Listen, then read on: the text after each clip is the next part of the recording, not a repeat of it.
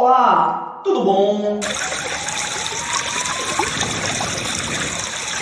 Passaremos agora a debater um dos conceitos mais importantes para a ciência, para a biologia, que é o conceito de espécie.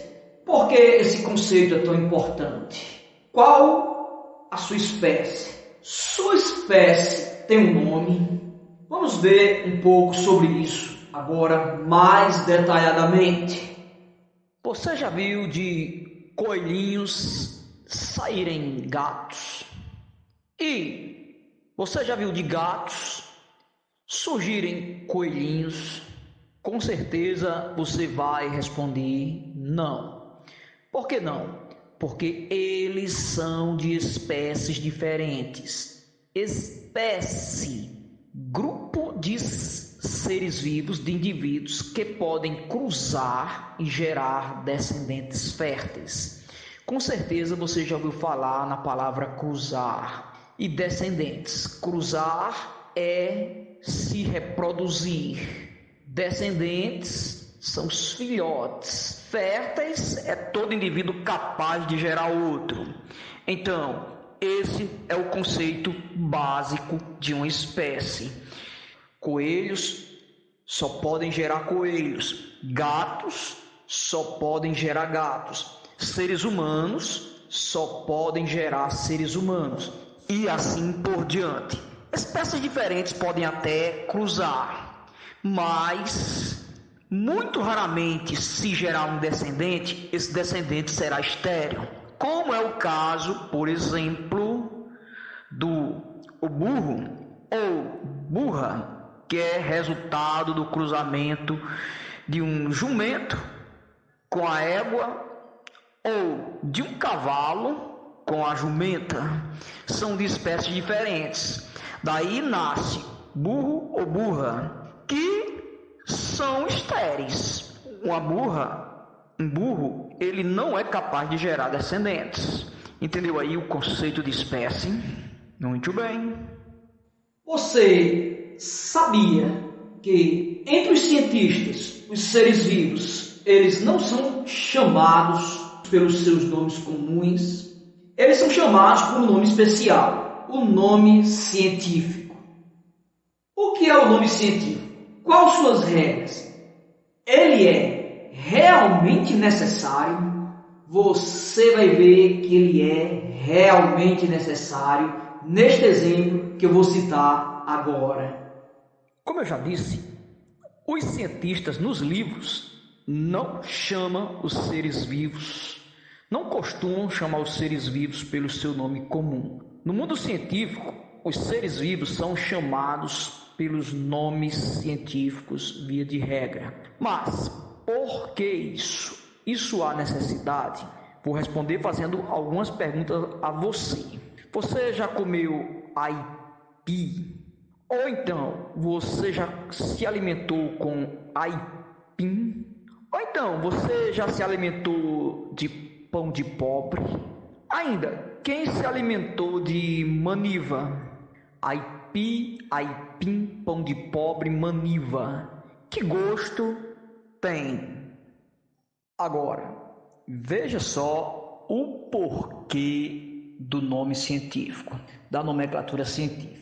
Um mesmo ser vivo pode ser chamado por diferentes nomes em um mesmo país. Isso mesmo.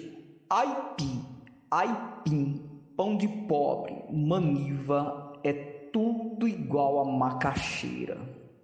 Só que em cada região do Brasil se fala por um nome diferente. Você está vendo aí o problema? Um mesmo ser vivo é chamado em um país por nomes diferentes. Agora você imagine de um país para o outro. Entre os cientistas, macaxeira, aipim, pão de pobre, maniva, não é dessa forma que eles chamam. E sim, maniote, esculenta. Entre os cientistas, Essa espécie é chamada por esse nome. Você entendeu aí a importância da nomenclatura científica? É para padronizar o nome das espécies entre os cientistas, para lhes facilitar o estudo, para lhes facilitar a identificação, mais que justificada a importância da nomenclatura científica, não é verdade? Na nossa espécie, seres humanos, a nossa nomenclatura científica é Homo sapiens. E de outras espécies, será que você é capaz de descobrir o nome científico? Tenho certeza que sim. Mas, professor, Manioc suculenta, Homo sapiens, por que uma palavra tão esquisita? Bom, regras. A nomenclatura científica não pode ser de qualquer jeito. Ela tem regras. A maneira correta de se escrever, o idioma que a gente escreve. Por isso, palavras tão esquisitas. Regras da nomenclatura científica. Vamos ver como é isso. Assim, a primeira regra para a nomenclatura científica nos diz que o nome da espécie é formada por duas palavras.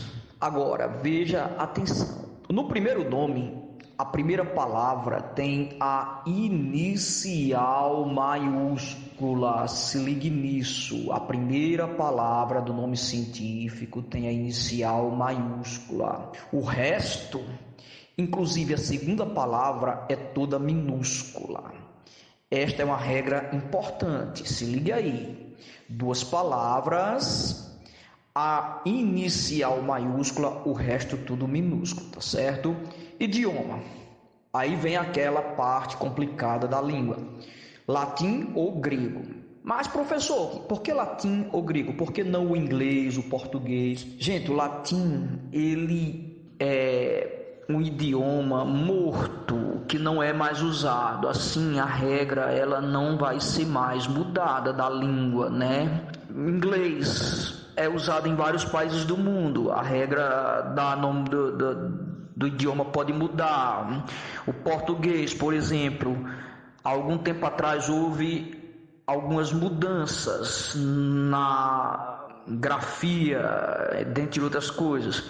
Aí os cientistas sabiamente escolheram o latim porque é um idioma morto que ninguém usa mais, só alguns padres para rezar missa.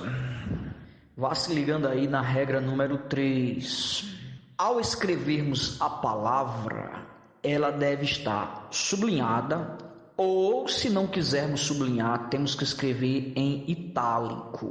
Ah, professor, o que é itálico? Preste atenção aqui, olha, que ela tá meio deitadinha, né? Quando fica deitadinho.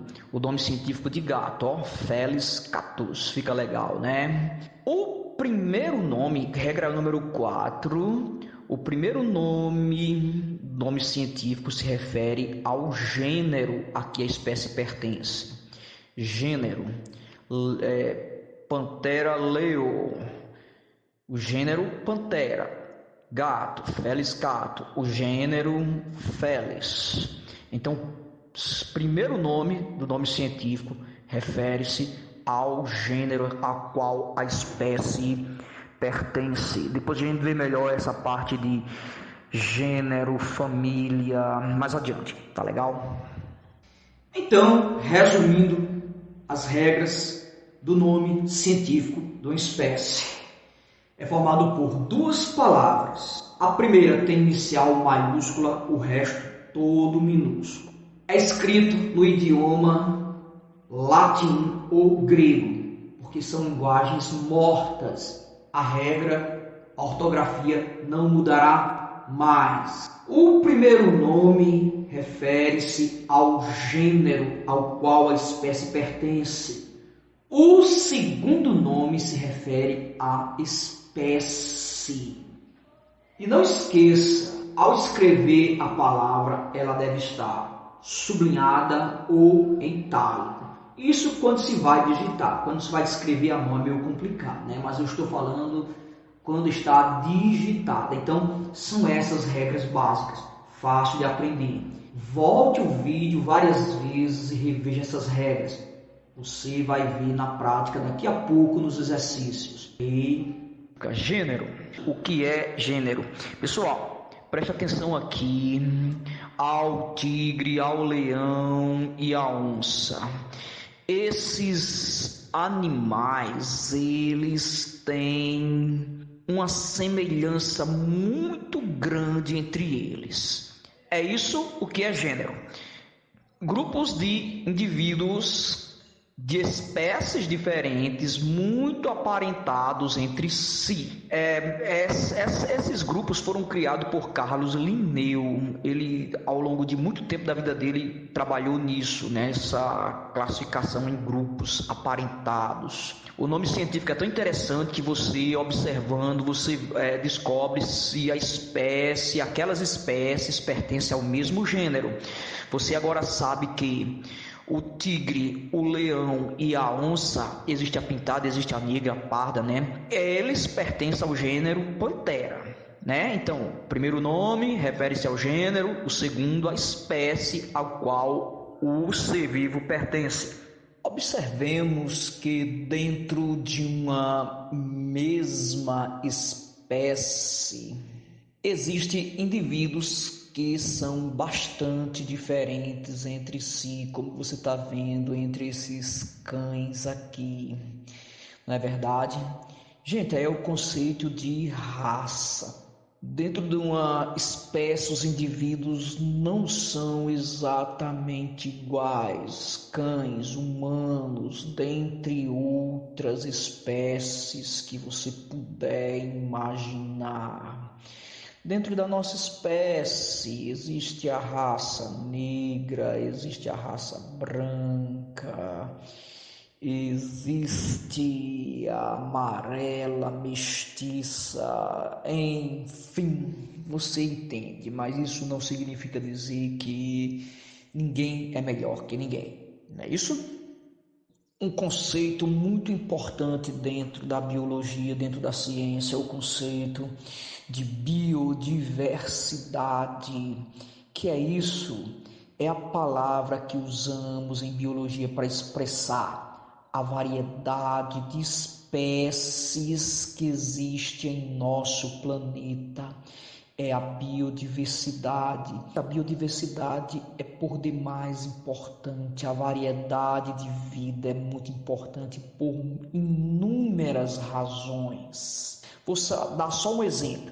Eu preciso de plantas, eu preciso de bois, galinhas para poder me alimentar. As galinhas precisam de plantas, os bois precisam de plantas. Bom, se eu vou citar aqui a importância de uma biodiversidade, vamos falar muito a respeito, né?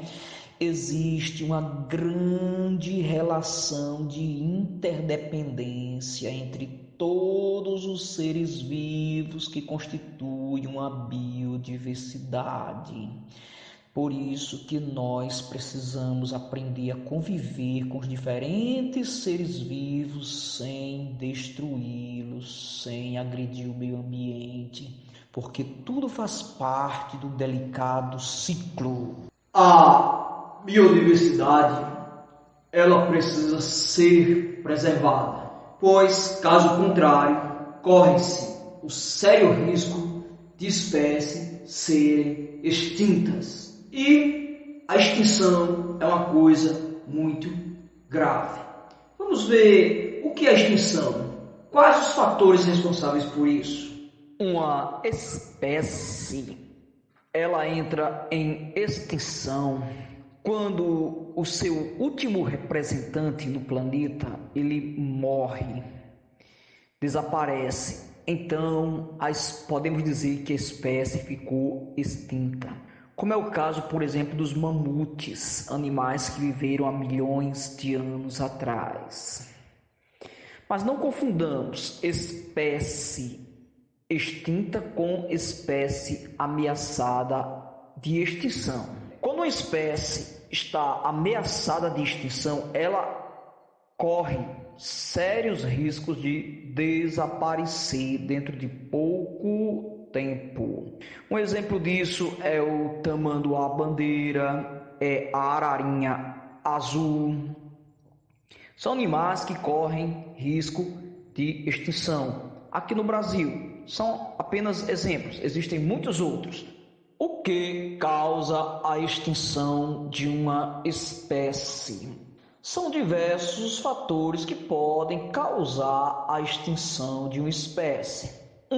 Causas naturais. É um dos fatores responsáveis por espécies serem extintas. Por exemplo, mudanças climáticas, aparecimento de novas doenças, incêndios naturais, erupções vulcânicas, secas, enchentes, são todos fatores naturais que podem levar à extinção de alguma espécie. Outro fator, 2, introdução de espécies exóticas. Novas espécies são introduzidas em um ambiente e não há competidores para combater essa espécie, não há predadores para controlar essa espécie, ela pode levar à extinção de outras. Então, a introdução de espécies exóticas é uma coisa que precisa ser tomada cuidado. Uma espécie exótica é toda aquela espécie que não é originária, natural daquela região. Outro problema muito sério que pode levar à extinção de espécie é as alterações radicais causadas no meio ambiente, principalmente por nós, seres humanos. Você está vendo aqui uma área da floresta amazônica intensamente desflorestada. Fico deveras preocupado quanto o desflorestamento avança na floresta amazônica nesses últimos tempos. Então, desflorestamento, crescimento radical de cidades que avança para dentro de matas. Às vezes as matas elas são destruídas para dar lugar à agricultura, à pecuária. Olha, tudo bem que precisamos da agricultura, precisamos da pecuária, isso é indiscutível, mas precisamos também usar a natureza de forma sustentável. Precisamos nos preocupar com as gerações futuras. Tchau!